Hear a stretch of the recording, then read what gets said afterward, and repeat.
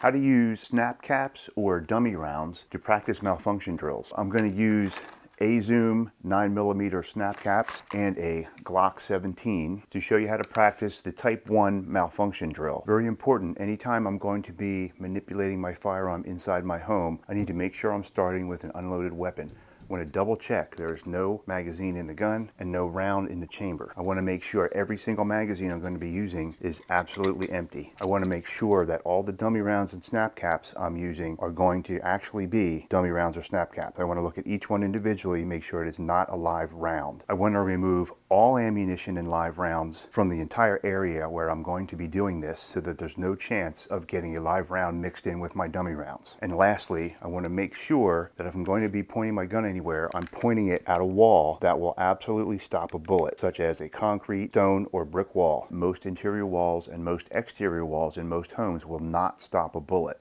You and you alone are responsible for every bullet that leaves your gun. If you get distracted at any point by a phone call, a text, your kids, you need to stop what you're doing and start over, unload the gun, unload the magazines, check all your rounds to make sure they're dummy rounds or snap caps, and make sure there's no ammo in the area before you start again. You don't want to mess around with safety. So what is a type 1 malfunction? Basically, it's when you press the trigger and you get a click, but a round does not fire. So you get a click but no bang, also known as a failure to fire. Here is a quick video of me out on the range shooting my 1911, and I'm experiencing a type 1 malfunction where I press the trigger and a round does not fire. There's a couple of reasons why this could happen. It could be that there isn't a round in the chamber to be fired. It could be that the round in the chamber is a dud or just a bad round, or it could be a problem with the gun where the striker is not hitting the primer hard enough to ignite it. In order to demonstrate the type 1 malfunction, I have loaded 5 snap caps or dummy rounds into this magazine, and I'm just going to load it into the gun,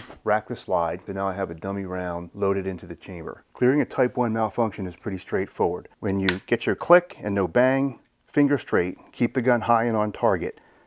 Tap the magazine to make sure it's seated, rack the slide and flip, hands back on the gun, finger back on the trigger, and decide if you need to shoot again.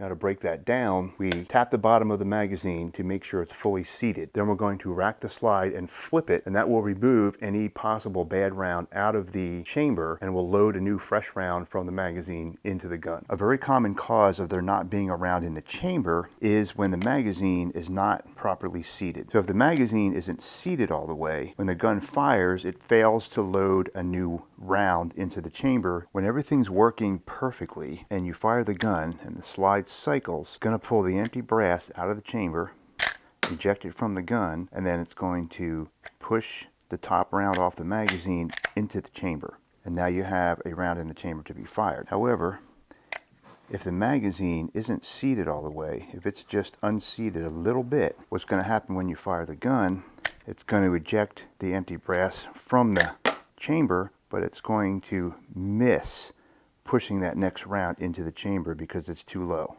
So that's why the first thing we do to clear a type 1 malfunction is tap the magazine to make sure it's seated. One word of warning: if you get a type 1 malfunction when you're firing live rounds on the range, for example, if you get a click and no bang, you want to keep your gun pointed in a safe direction and wait 20 to 30 seconds. There is the possibility of what's called a hang fire. That's when a round is ignited, but for some reason, bad primer, bad powder, something like that, it takes a few seconds for the gun to actually fire the round. And you want to make sure, if that's the case, that the round is going to go in a safe direction. So keep that in mind. However, we practice the type 1 malfunction clearing so that when we're on the street, if we happen to get in a gunfight, you get a type 1 malfunction, you want to clear that immediately. You don't want to wait to see whether that's a hang fire or not if you got people shooting back at you. Practicing the type 1 malfunction is pretty straightforward. Once you've cleared the area of live ammunition, verify that all your rounds are snap caps or dummy rounds, simply load your empty gun, drop the slide, point the gun,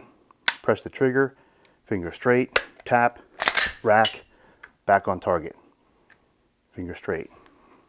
And just repeat slowly till you have it right, and then you can slowly speed up. Finger straight, tap, rack, back on trigger, finger straight. Finger straight. So that's the drill. Keep in mind that your rounds are going to go flying all over the room, and you might have to look for them. Like that one went about 10 feet over there. I'm going to have to go hunt for that one. Set yourself up, get yourself a pack of dummy rounds. There's a link in the description. I do use A-Zoom. They've been working great for me. I've got them in all different calibers. There's a bunch of different brands out there. I can only vouch for A-Zoom because that's what I use. They're very durable. They hold up. They work just like real ammo as far as manipulating your gun. And there are other uses. So I'll do some more videos on different malfunctions and also how I use dummy rounds to verify that my gun is put together properly after I disassemble it for cleaning. All right, if you like this video, please hit like below, please subscribe, and thanks for watching.